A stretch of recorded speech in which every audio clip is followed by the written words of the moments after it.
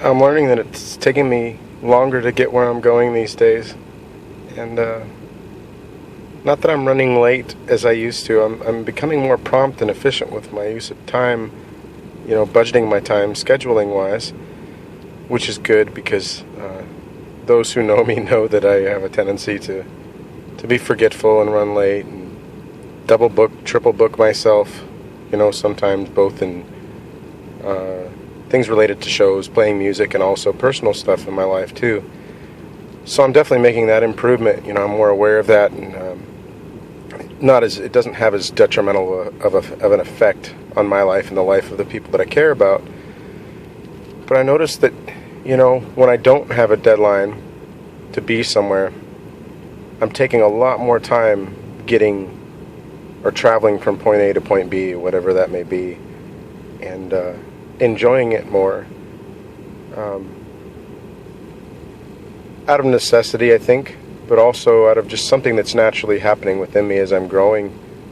I'm more prone to seeing the beauty that is in everything, that's part of everything, that is everything.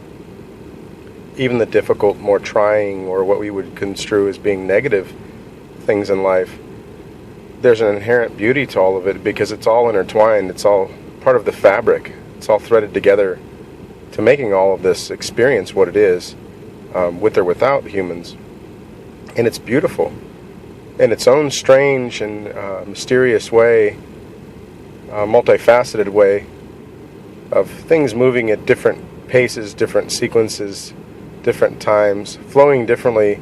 Everything somehow flows together, and in its own strange way it's perfect. I think that humans are the only things that really disrupt that balance. And I think that learning to slow down the moment, be in the moment, and cool down our feelings, slowing down the chaos, the movement, the apparent movement around us, is key to being more in tune with the flow. And the way, something as I was just driving here, I'm just leaving Heppner, Oregon, after playing the first Ruckus in the Boonies, which was amazing. Thank you, Dogbite. Thank you, Heppner. Thank you, Bucknams. Thank you, everybody who was involved in making it such a wonderful experience yesterday. I want to thank the Stoned Evergreen Travelers, too, for sharing their extra bed with me in their hotel room, which is nice. But as I'm leaving here, I'm kind of taking my time, moseying around, soaking up the beauty, because it's beautiful out here, and taking some pictures, reflecting, as I often do, zenning out, as I like to say. That concept of being in the present, being in the now, is so powerful. The Power of Now by Eckhart Tolle. That's I recommend that for anybody if you haven't read that, or if you have read it, and read it again. It's a wonderful book. It kind of sums up, I guess, what I'm trying to say with all of this. Is that most of our problems are stresses, fears, things that we carry around that preoccupy our time and our mind, that dominate the present moment, are actually past or future based notions. They're memories or baggage from our past, things that bother us that happened, quote unquote, yesterday or yesteryear, whenever it was. Things that we carry around that we stew over, and we play that storyline over and over again in our mind, replaying it for whatever reason, that we were hurt or that it wasn't fair, and we keep reworking that through. We waste so much of the present moment doing that. And then also, in turn, we do the same thing with the future. Fear and apprehension of what's going to happen or what could or may not happen tomorrow, that also dominates and wastes so much of our present moment. And when we return to the moment, we find that all is well. Because those problems, those fears, those insecurities, that baggage that we carry, and all of that egoic level suffering, it's not there in the present moment, in the heart. If we go deep enough in our mind and past our ego level and past that tape loop of thoughts, everything's good. I believe that we're perfect in the heart. It's just our minds that tend to screw everything up.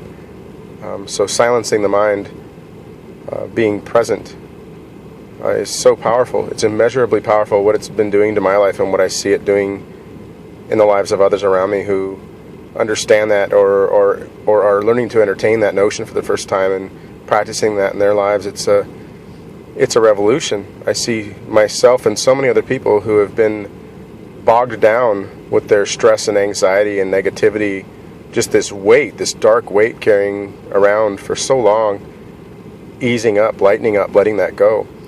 And it really stems from, I think, being positive, but more importantly, being realistic, being present, not letting the ideas and letting that storyline and preconceived notions, misconceptions, delusions of how people are and why they're that way stand in the way of being who and what you are, and allowing them the space to do the same.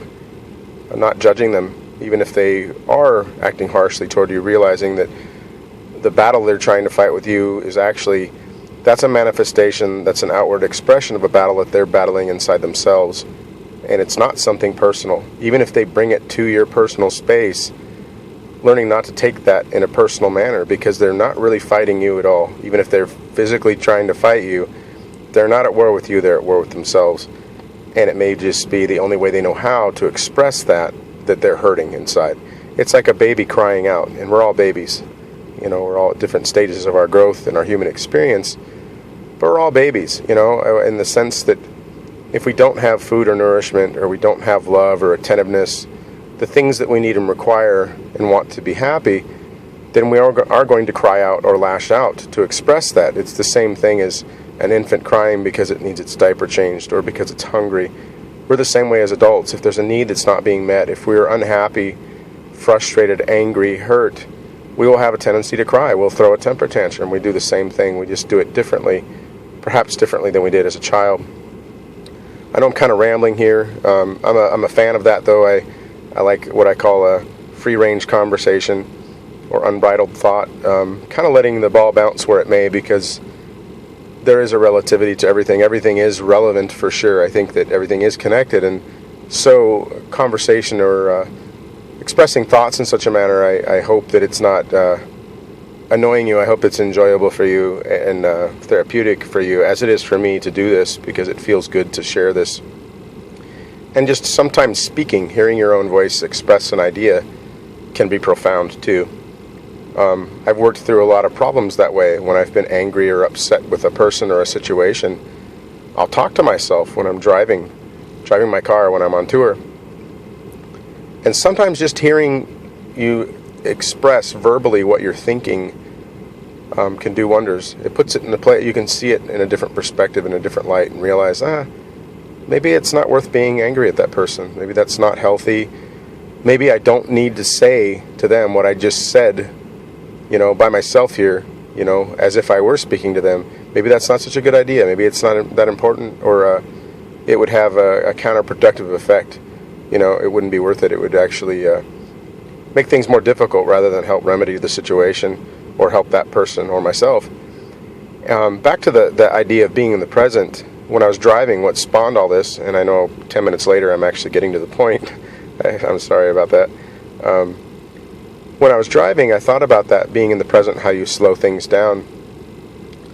And we tend to have that fishbowl effect. I think we get caught at the egoic level of what's going on in our lives.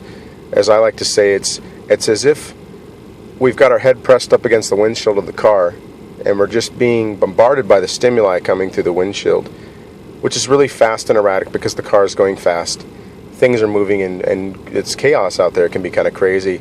Of course, we would experience some stress and anxiety from this because it's a lot to process. It's too much, simply too much to process at times.